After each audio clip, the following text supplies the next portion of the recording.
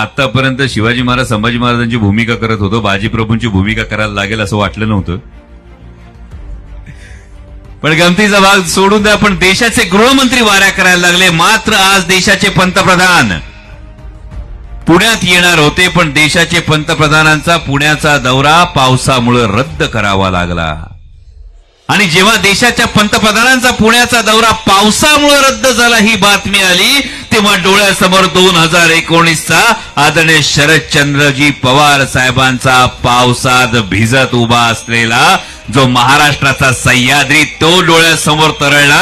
आणि एका गोष्टीची खात्री पटली, अरे पावसात विरघळतात ती ढेकळं असतात, पाऊस छाताडावर झेलायला पत्थराचं काळीज लागतं. आणि हा निधड्या छातीचा सह्याद्री आजही महाराष्ट्राच्या हितासाठी लढतोय, महाराष्ट्राच्या हितासाठी लढतोय.